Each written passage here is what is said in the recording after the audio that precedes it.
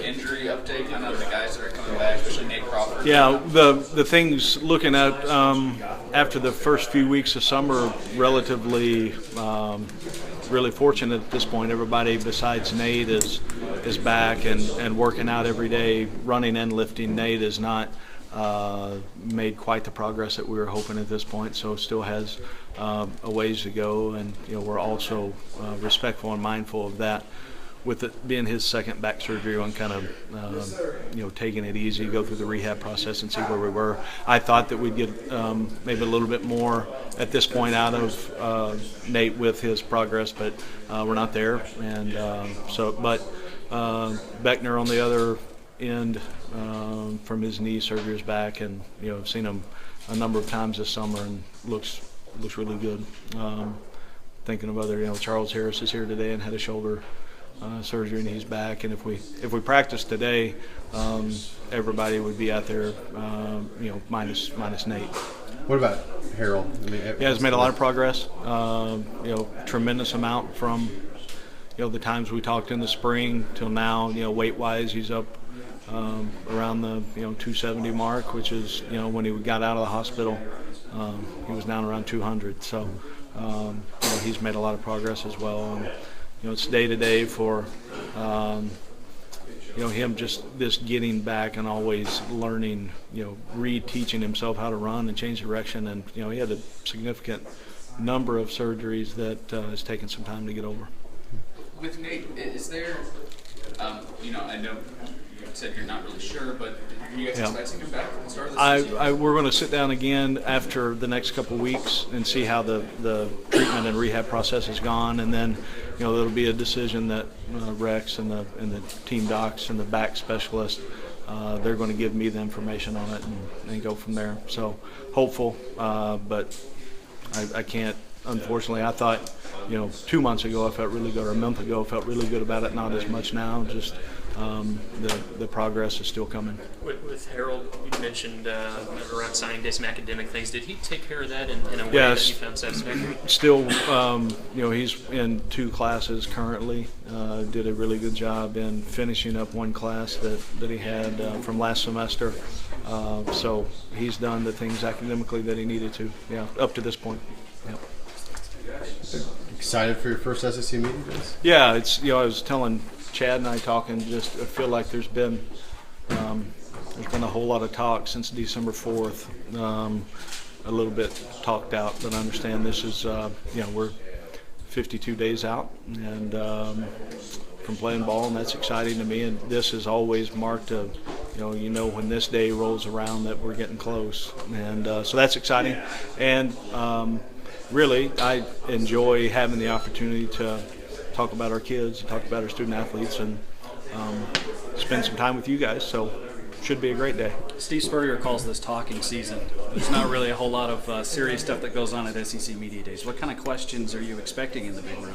I've played it out in the last few weeks on things that you expect to be asked, and then there will be something that jumps off the radar that probably catches me off guard a little bit. But I think that I'm pretty comfortable. I don't ever do a very good job of speaking off of notes. I do a pretty good job of speaking from what I feel in my heart and gut, and go with that, and we'll be all right. I wish Spurrier was around.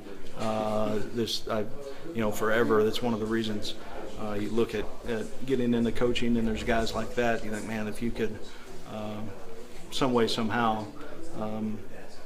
be around a guy like that, who's impacted thousands of lives over his career, and then he handles things the right way and doesn't take things too serious, and had some success along the way too. So, have you had a chance to talk to other head coaches throughout your career? You consult and deal with head coaches, sure.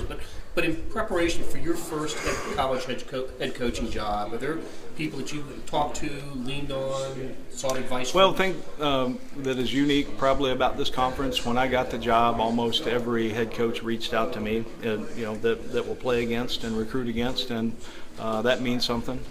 Some of those that I've known from before, from previous stops, you built a relationship with them, and then, Gary's been around a lot, and I appreciate and respect that. And you know, the guy that I work for at Memphis, Justin Fuente, has been successful, and so it's always good to bounce some ideas off of guys. You know, and you go with. I'm fortunate. I've got a really good group of assistants that I didn't hire a bunch of yes guys. I hired guys that would have real conversations with me, and that's been helpful for me. Any advice stand out from anyone? Yeah, control what you can control. You know, if you've got a job to do, and there's going to be some things that you know that really you want to fix them immediately, but it takes some time to work through it. You know, there's some patience involved, but you got to make immediate decisions on what you feel is right for your program at that time, and then you know, trust and get behind it and walk out of the room together as a staff, and you know, everything that I do, I want to do right for my student athletes. And if you make the decision on what's best for your team, usually it's going to be the right thing. There's not a lot of quarterback depth or experience in this group in the league this year, but now, even though I know Drew didn't have a great year, how much does it help that he's at least been in the fire and been in those games? I think without question, you look at any time a guy has experience, that gives you a little bit of an advantage. And for Drew, although some of it's getting your tail kicked, it's still experience, and he learned a lot. He's a different guy today than he was a year ago at this time. Excited to see him in fall camp. And but the experience factor, I've talked about it a million times. I wouldn't trade that for anything. Have you officially settled on him as the starter? No, I think that it's, and I didn't put out a depth chart. We've got guys lined up in certain spots, but I also told our team that it's not fair for me to right now go ahead and say you're the starter, you're the backup, because I told them we're going to have open competition up until about 10 days before we play West Virginia.